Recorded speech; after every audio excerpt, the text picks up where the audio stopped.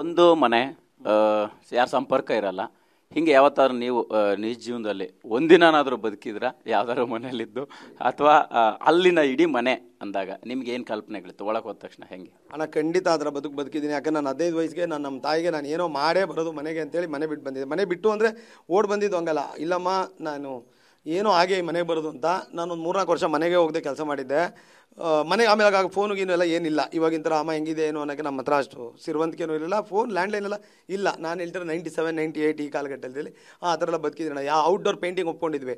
ಒಂದು ಸತಿ ಒಂದು ಮೆಟಡೋರ್ಗೆ ಲೋಡ್ ತುಂಬ್ಕೊಂಡು ಕಲರ್ ಹೋದರೆ ಎಂಟೈರ್ ಕರ್ನಾಟಕ ತೊಗೊತಿದ್ದು ಆರ್ಡ್ರು, ಬಿರ್ಲಾ ಸೂಪರ್ದು, ಈ ಸಿನಿಮಾಗಳದೆಲ್ಲ. ನಾನು ಮುಗಿಸ್ಕೊಂಬರೋದಕ್ಕೆ ಒಂದು 2-3 ತಿಂಗಳಾಗಿರೋದು. ಆ ಥರ ತುಂಬ ಹೋಗಿದ್ದೀನಿ ನಮ್ಮ ಮನೆ ಬಿಟ್ಟು ಆ ಏಜ್ಗೆ. ಇವತ್ತಿಗೆ ಹಂಗಾಗಲ್ಲ. ಇವತ್ತು ಸ್ವಲ್ಪ ಕಂಫರ್ಟ್ ಝೋನಲ್ಲಿ ಇರೋದ್ರಿಂದ ಸ್ವಲ್ಪ ಈ ಕಷ್ಟ ಅನ್ಸುತ್ತೆ ಅಣ್ಣ. ಆಗಿದ್ದು ಬಡತನಕ್ಕೆ ಊಟ ಸಿಗುತ್ತೆ ಅಂತ ಹೊರಟ್ಬಿಟ್ಟಿದ್ದೀನಿ. ಹೋಗಿದ್ದೀನಿ ನಾನು.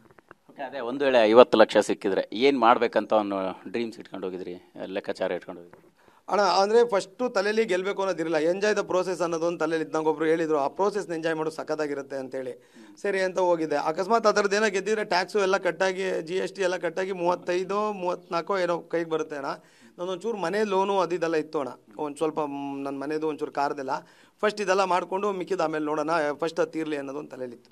ಈಗ ಬಿಗ್ ಬಾಸ್ ಮನೇಲಿ ಉಳಿದಿರೋಂಥ ಕಂಟೆಸ್ಟೆಂಟ್ಸ್ಗಳ ಬಗ್ಗೆ ಹೇಳೋದಾದ್ರೆ, ನೀವು ಒಬ್ಬೊಬ್ಬರನ್ನೇ ಹೆಸರು ಹೇಳ್ತಾ ನಿಮ್ಮ ಒಪಿನಿಯನ್ ಹೇಳೋದಾದ್ರೆ ಹೇಳ್ತಾ ಹೋಗಿ. ನೀವು ಹೇಳ್ಕೊಂಡು ಹೋಗಿ. ಅದೇ ಈಗ ಧ್ರುವಂತು ಅಣ್ಣ, ಧ್ರುವಂತು ತುಂಬ ಚೆನ್ನಾಗಿ ಆಡ್ತಿದ್ದಾರೆ ಅನ್ಸುತ್ತೆ ಅಣ್ಣ. ಎಲ್ಲಿ ಮಾತಾಡಬೇಕು ಅಲ್ಲಿ ಕರೆಕ್ಟಾಗಿ ಮಾತಾಡ್ತಾರೆ, ಎಲ್ಲಿ ಮಾತಾಡ್ಬಾರ್ದು ಅಲ್ಲಿ ಮಾತಾಡೋರು ಯಾರ ಜೊತೆನೂ ಸೇರೋದೇ ಇಲ್ಲ ನೋಡಿ.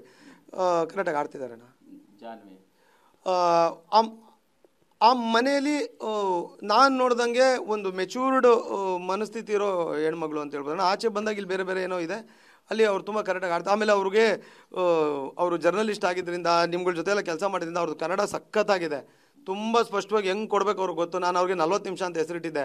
4 ನಿಮಿಷ ಹೇಳಿದ್ನ 40 ನಿಮಿಷ ಹೇಳಿ ಸಾಯ್ಬಿಡಿ ಮೇಡಮ್, ಕಮ್ಮಿಯಾಗಿ ಹೇಳಿ ಮೇಡಮ್ ಅಂತ ಅವ್ರು ಬರ್ತಾ ಇದ್ದಂಗೆ ಎಲ್ಲ ಕೂತ್ಕೊಬಿಡ್ತಿದ್ವಿ.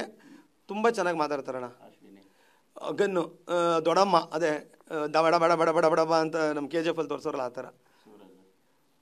ಸೂರಜ್ ಅದು ಹೊಸ ಹುಡುಗಣ, ಮೈಸೂರು ಹುಡುಗ. ಅವ್ರು ಇನ್ನೂ ನಮ್ಮ ಫಿಲ್ಮ್ ಲ್ಯಾಂಡ್ ಅವರು ಅಲ್ಲ ಅಲ್ವಾ. ಅವ್ರಿಗೆ ಅಂದರೆ ನಮ್ಗಾರು ಒಂದಷ್ಟು ಕ್ಯಾಮ್ರಾಗಳು ಅವೆಲ್ಲ ಗೊತ್ತು ಅವ್ರಿಗೆ, ಎಲ್ಲವೂ ಏಕ್ದಮ್ ವಸ್ತು. ಬಟ್ ಆಡ್ತಿದ್ದಾರೆ ಅಣ್ಣ. ರಘು ಅಣ್ಣ ಬ್ರೆಸ್ಲರ್ ಅಣ್ಣ. ನಾನು ಯಾರೋ WWF ಬಂದಂಗೆ ಆಗೋದು. ಚೆನ್ನಾಗಿ ಆಡ್ತಿದ್ದಾರೆ. ಅವರು ಟೈಮು, ಲಕ್ಕು, ಅವ್ರದ್ದು ಬಾಡಿ ಎಲ್ಲ ಸಖತ್ ಹೆಲ್ಪ್ ಮಾಡ್ತಿದೆ ಆಟಕ್ಕೆ. ಒಂಥರ ವುಮನ್ ಫೈಟ್ರು ಅಣ್ಣ, ತುಂಬ ಶಾರ್ಟ್ ಟೆಂಪರ್ ಹುಡುಗಿ.